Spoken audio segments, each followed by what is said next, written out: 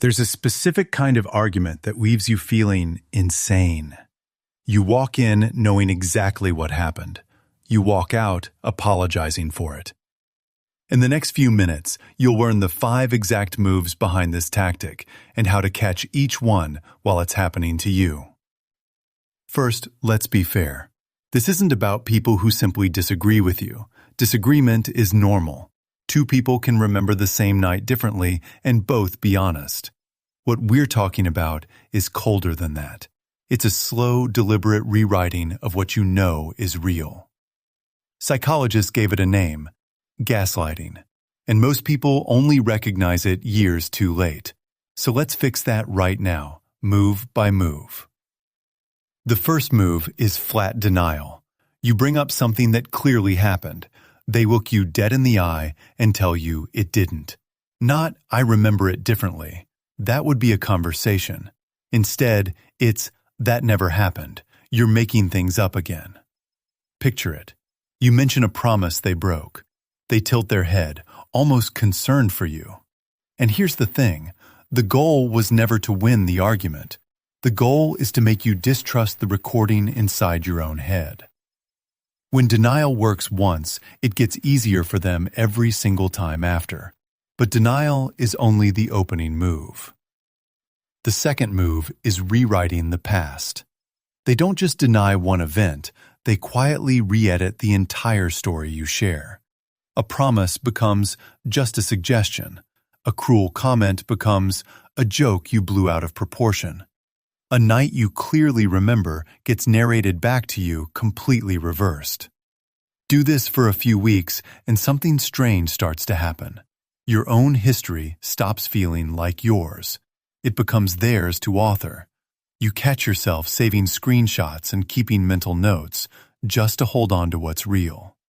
And needing evidence to trust your own life should stop you cold. Which sets up the move almost nobody notices. The third move is trivializing your reaction. You finally gather the nerve to push back, and they refuse to touch what actually happened. Instead, they go after how you feel about it. You're too sensitive. You're overreacting. Why do you turn everything into a crisis? Watch the switch closely because it's fast. 1 second ago, the subject was their behavior. Now the subject is your emotions. You came in to discuss what they did. Suddenly, you're defending who you are. That quiet pivot is the entire engine of the tactic, and it powers the move that does the deepest damage.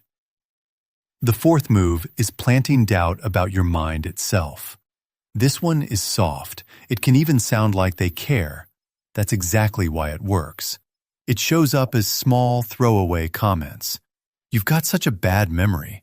You've been so stressed lately. Are you sure you're thinking clearly?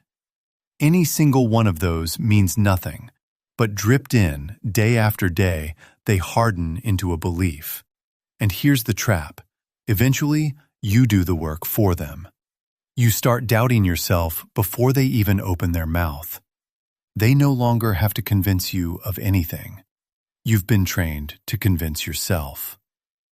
But there's one last move that locks the whole thing shut. The fifth move is the reversal. Somehow, by the end of it, you are the villain. You walked in with a fair, honest complaint. You walk out apologizing for even raising it. The roles flip completely. The person who caused the harm is now the wounded one, waiting on your apology. If you've lived through this, you know the exact exhaustion I mean. It isn't the fight itself, it's the cleanup afterward. The part where you're on your knees saying sorry for a wound you didn't cause. So let's put the 5 together because the sequence matters. They deny it. They rewrite it. They mock your reaction. They make you doubt your own mind. And then they hand you the blame. Notice what every step has in common. Not one of them is about the actual issue you raised. Each one is aimed at the same target. Your grip on reality.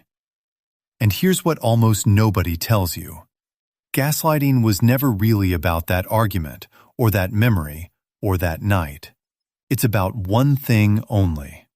getting you to outsource your sense of reality to someone else, to make you check with them before you're allowed to believe yourself. So the real defense was never a sharper comeback. It's rebuilding the one habit they spent months quietly breaking: believing yourself first. Write down what happened while it's still fresh. Trust the version you recorded, not the softer rewritten one they hand you a week later. Because reality doesn't need their signature to be true. So let me ask you something. What's a phrase you've heard that, looking back now, was pure gaslighting? Leave it in the comments. Someone scrolling past needs to read it and realize they're not imagining things. And if this finally put a name to something you've felt for years, subscribe. The next video breaks down how to shut this down in the moment, calmly, without handing them the reaction they're hunting for.